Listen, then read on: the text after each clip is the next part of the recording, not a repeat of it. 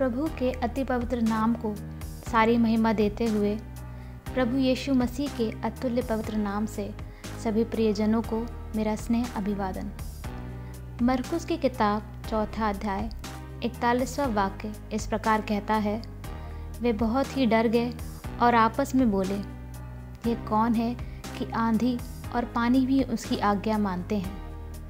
5वें अध्याय का 7वां वाक्य इस प्रकार कहता है, और ऊंचे शब्द से चिल्लाकर कहा, हे यीशु परम प्रधान परमेश्वर के पुत्र, मुझे तुझसे क्या काम। मैं तुझे परमेश्वर की शपथ देता हूँ कि मुझे पीड़ा ना दे।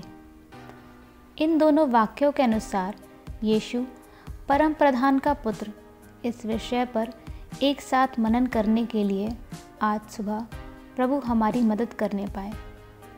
पढ़े गए दोनों वाक्यों की पृष्ठभूमि अलग अलग है। 4 अध्याय में जहाँ वचन चेलों की पृष्ठभूमि दिखाता है, वहीं 5वां अध्याय एक दुष्टात्मा ग्रस्त व्यक्ति की पृष्ठभूमि के हिसाब से बात करता है। पहले भाग में यीशु के साथ रहने के बावजूद यीशु को ना समझ पाने वाले शिष्यों की जहाँ बात हो रही है, वहीं दूसरे भाग में एक दुष्टात्मा ग्रसित व्यक्ति को हम देखते हैं, जो यीशु को दूर ही से देखकर चिल्ला उठा कि हे यीशु परम प्रधान के पुत्र। दिन के समय अलग अलग जगहों में प्रचार करने वाला यीशु अपने शरीर की थकान को नज़रअंदाज करके शिष्यों से यूँ कहता है, आओ हम उस पार चलें। तभी बड़ी आंधी और तूफान से नाव के डूबने की नौबत आई तो भयभीत होने वाले शिष्य इस प्रकार कहने लगते हैं कि हे गुरु, हम नष्ट हुए जाते हैं, क्या तुझे हमारी चिंता नहीं है। हे मेरे प्रियो, यहाँ यीशु मसीह अपने शिष्यों के विचारों से जब हम पर विचार करना चाहता है तो शिष्यों का ध्यान मैं और तू की ओर लगा हुआ था। हे गुरु, हम लोग नष्ट हुए जाते हैं, इसमें तुझे विचार नहीं है क्या, ऐसा वो कहते हैं। यीशु उठकर आंधी को डांटते हैं और नदी से शांत रहने को कहते हैं, और तभी उनके वाक्यों से आंधी और तूफान शांत हो जाते हैं। हवा और पानी भी इसकी बात मानती है, ये कौन है। ऐसा कहकर अगर वो आपस में डरने के बजाय प्रभु के सामने घुटने टेक कर भक्ति के साथ आराधना करते और भय के बजाय भक्ति से भर जाते, तो क्या ये अनुग्रहित दृश्य ना होता मेरे प्रियो। दूसरे भाग के संदर्भ में 6वां वाक्य इस प्रकार कहता है कि दुष्टात्मा ग्रस्त व्यक्ति यीशु को दूर से देखकर दौड़कर आके उसे प्रणाम करता है।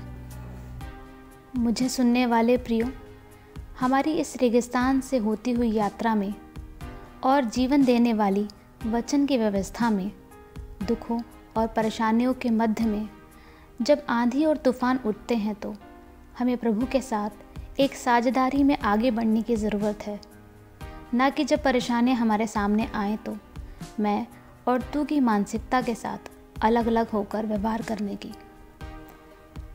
हमारा प्रभु कौन है, क्या इस बात को बिना समझे हम आज भी प्रचार सुनते हैं, या हम आज भी उस प्रभु से प्रार्थना करते हैं।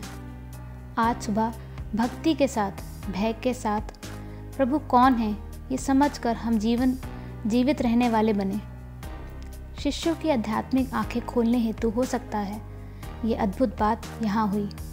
वे कौन हैं, इस सवाल का एक पूर्ण जवाब यह दुष्टात्मा ग्रसित व्यक्ति के द्वारा शिष्य सुन सके।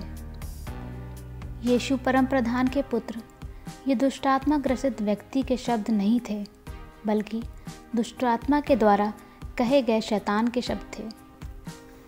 असाधारण पैशाचिक शक्तियों ने इस व्यक्ति में वास कर रखा था। कोई उसे बेड़ियों में भी बांध नहीं पाया था। उसे कई बार बेड़ियों और साखलों में बांधने के बावजूद बेड़ियों को तोड़ने वाला एक शैतान उसमें था। शरीर को पत्थरों से नुकसान पहुंचाकर पहाड़ों और कब्रों में चलाने वाला एक व्यक्ति था। ये किसी के बस में न आने वाली एक सेना, लेकिन यीशु को देखते ही घुटने टेक कर प्रणाम करता है।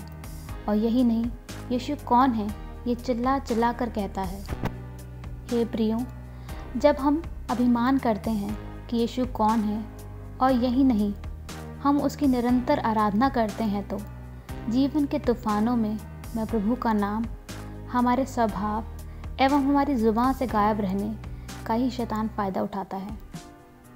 आज सुबह अगर आप शैतान के बंधनों में नहीं फंसते हैं तो इसका मतलब है कि प्रभु की शक्ति आपके जीवन में अभी भी कम नहीं हुई है। यीशु कौन है ये शैतान को मालूम है, लेकिन हम यीशु को नहीं जानते ये भी शैतान को मालूम है। और इसलिए आज सुबह यीशु कौन है इस बात को अच्छे से समझ के शैतान के खिलाफ एक मल युद्ध करने के लिए हम तैयार हों। इन्हीं वचनों के साथ कल फिर से सुनने तक प्रभु आप सभी को आशीषित करे।